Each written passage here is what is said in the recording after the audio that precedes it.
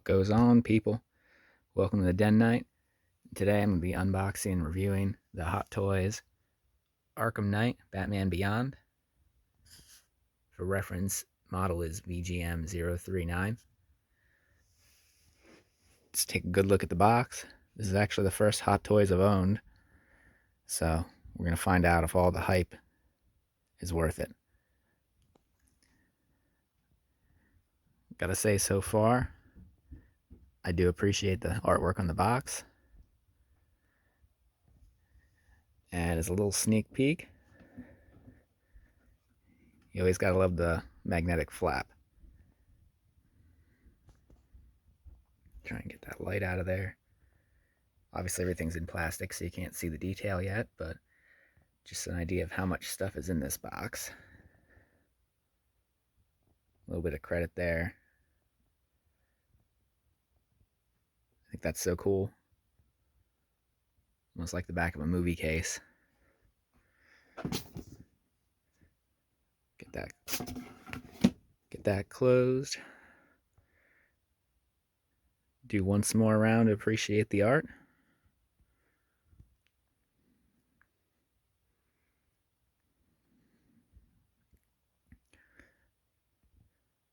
Loving it so far. Let's go.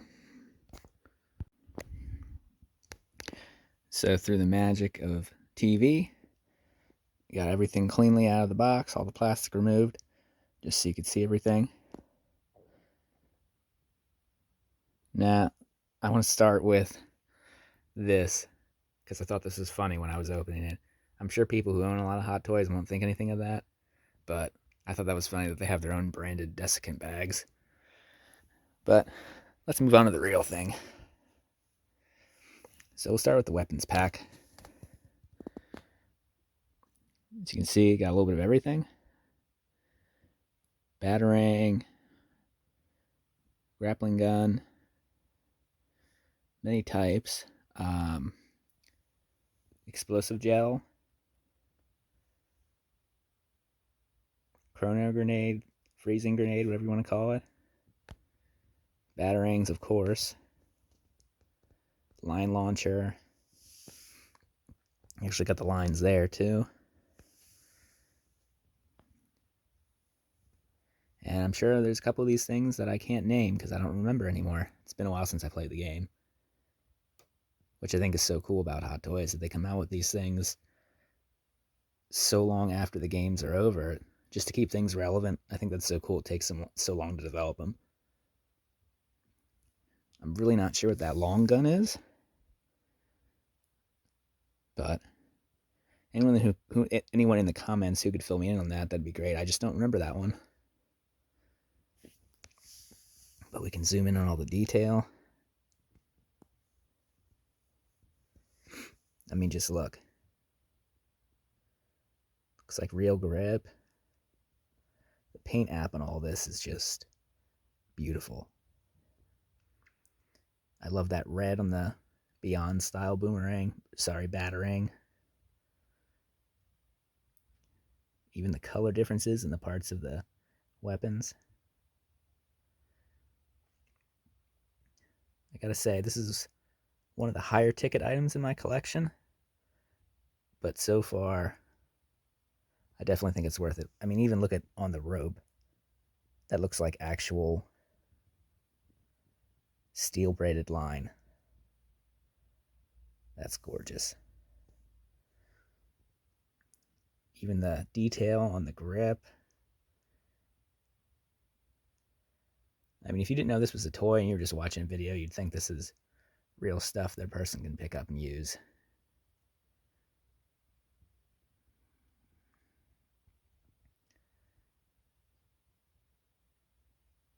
Just beautiful. And I mean, even just looking at this now, I'm going to say this is probably going to be one of my longer videos, just because there's so much to actually look at. So this is going to be the bottom of the stand. Let's get it out, try and get the glare off and see the front of it. Pretty simple. Gets the point across though. Something you're going to need to keep it standing, I'm sure.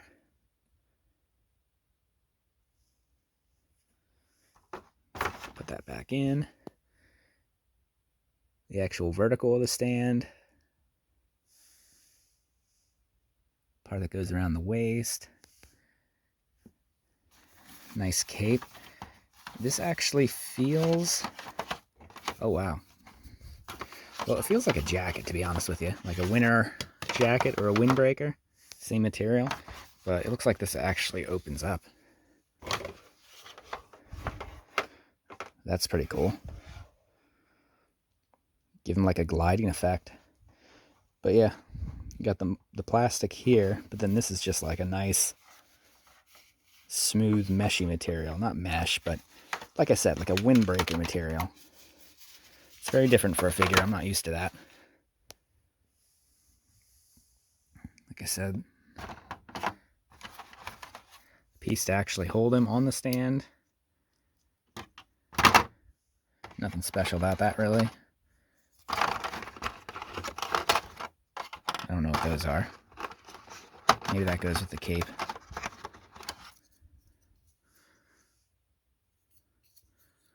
I have to read the instructions. I'm not 100% positive what those are for.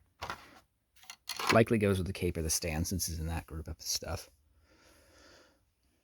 But, of course, we're going to go to the main event. The figure itself. There's some extra pegs down there. I just left in the pack. I'm not really sure what those are for yet. Of course, we got the extra hands. 4 sets of hands, including the ones already on it, of course. Just different grips for different weapons and stuff. Different combat hand poses, too. The fists are already on. Just closed fists. And the piece that goes over the mouth of the mask. Because he does have the exposed mouth. Kind of looks more like the Batman Beyond cartoon in that part. Obviously not the rest. The figure itself is a lot more robotic looking than Terry's costume looked like in the cartoon. But get a good once over at the front.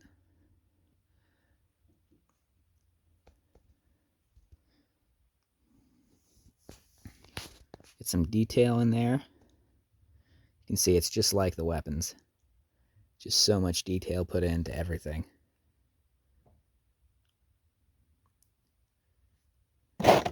Sorry. The suit's the same as the cape, really. It's like a windbreaker jacket material, which I really appreciate that with the armor. Armor on top of the actual like bodysuit.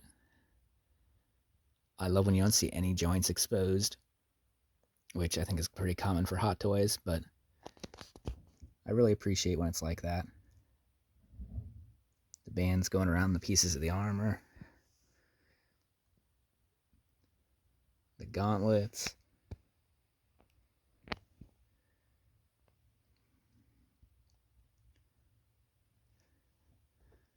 Got more of that jacket material in the joints around the shoulders and the elbows.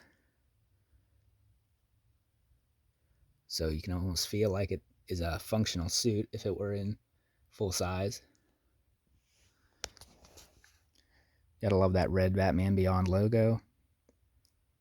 The red eyes. It's a very good sculpt on the mouth, too. You can see the jawline. I love the pointy ears. I know they're not practical, but I've always been a fan of the more pointy Batman ear look than the little stubs. I think if you're going to go for it, you go for it. And I love the red accent lines going up the neckline, up the throat. I know that's kind of like stupid tactically, like here's my throat, but you gotta appreciate the aesthetics.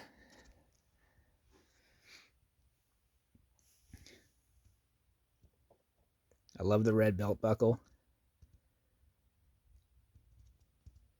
And the tactical weapons pouches.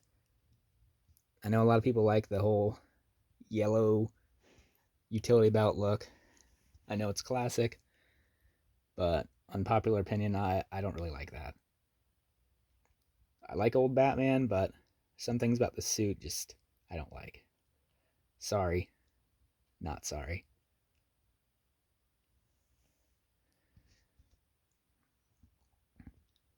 Do a pan over of everything quick. So this is a different kind of video for me, so I'm not really sure where to proceed from here, other than maybe let's do a few cuts to different poses. I think that's the thing to do. So we'll start with the simple, just standing here with the clenched fist like it was in the pack, because we didn't get any look at the back or anything. I didn't notice in the pack that his ears are actually part of like a different part of his helmet, cowl, whatever you want to say, for the Beyond. I can appreciate that. To be honest, I'm getting like Cell vibes from Dragon Ball Z. You see what I'm saying? I think that's different. And I like the red accents continue out into the back of the neck too. That's different. You can see the aesthetic of the wraparound vest continue with the front and the back, and the straps.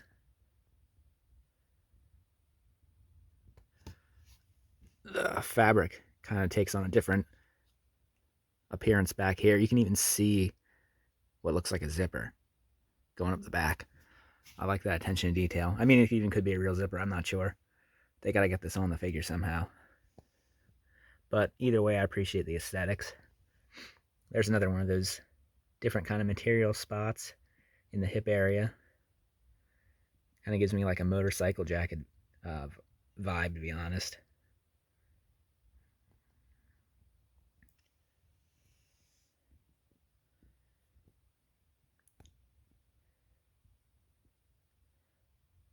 But I mean, we could look at this all day and you'd never see all the details to appreciate. I can't imagine the amount of work that goes into designing and putting one of these into production. Love the burnt look on the... Oh, I'm having a brain fart. The blades on his gauntlets. I should know what they're called. I typically do. I can't think of it now.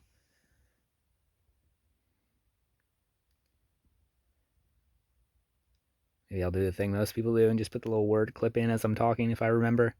I'm not going to remember.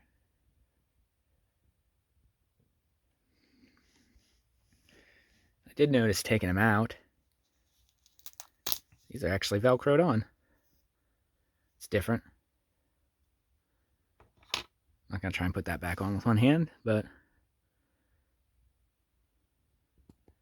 thought that was different. They're both like that. I just know they're like that all because one fell off as I took it out.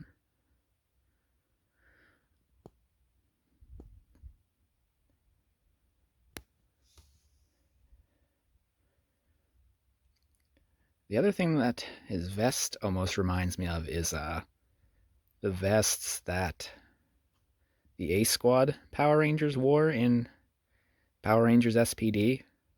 I know that's kind of like way out there for a Batman figure, but I don't know. Maybe because I just got one, that's why it's fresh in my mind, but that's the vibe I'm getting. The whole aesthetic actually is kind of that way, but it is a future-esque kind of thing, so it's probably a reason. Something on the back of his utility belt too. Maybe that's just holding up his hip pads. That's probably what it is. But we did a couple once arounds just so you could see all the detail. You can see how glossy his thing is just from the light reflecting off of it. I couldn't really find a position for the light that something didn't reflect, which is probably a positive on the figure, that there's so much glossiness to everything.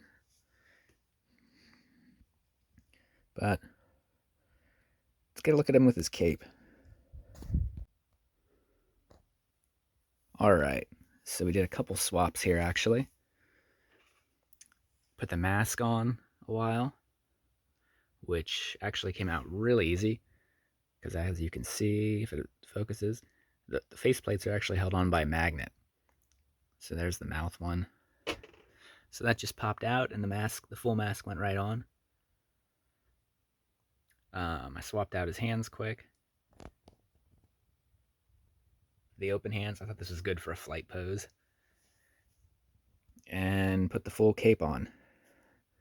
That was pretty similar. Not a magnet, but the back of his vest actually just popped right out.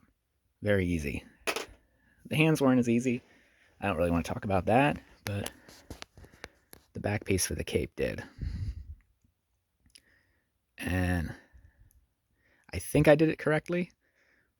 I couldn't really tell if it was directional, particularly because the cape itself is completely double-sided, which is a positive because the stitching is the same on both sides. So it's not like you can see the threading the wrong way on one side, if that makes sense. I don't know sewing terms, but it is actually two-layered, so it's the same on both sides, which is a definite plus. There is some posability to it. I don't want to mess with it and have it fall over, but you can.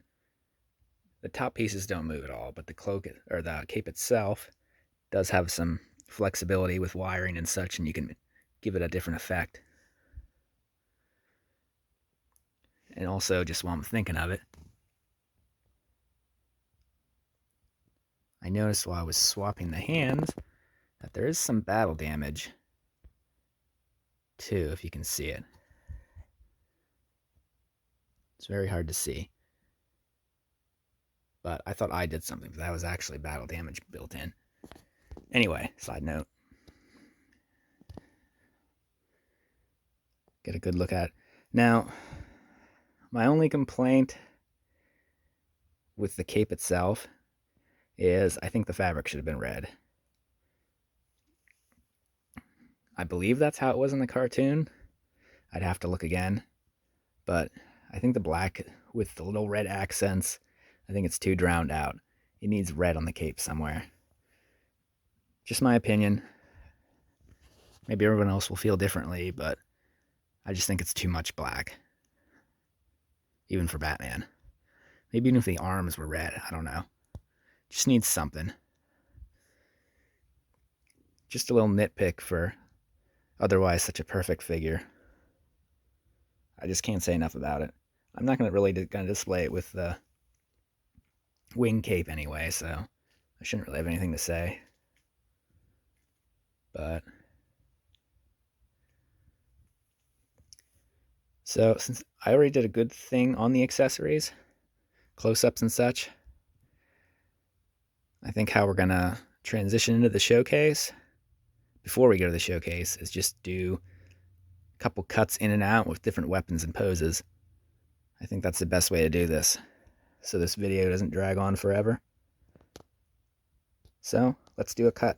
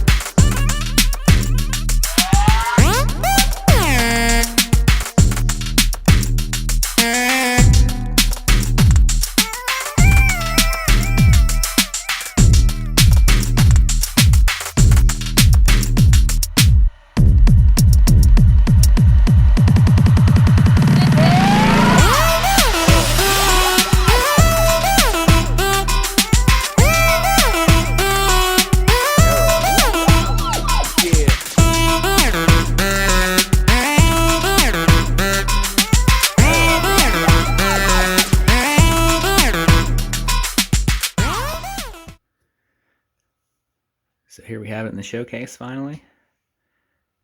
I'm not 100% committed to this pose or these accessories, but thought for a while I'd use the cape, use the stand, live with it a little bit, see if I want to change it. Overall, pretty satisfied with it. Definitely a fan of Hot Toys figures now. I'll have to look for some others in the future. I'm sold. Definitely a buy on my list. Anyway, if you like this, give it a thumbs up, comment, subscribe, ring the bell, do all those YouTube things, and keep collecting.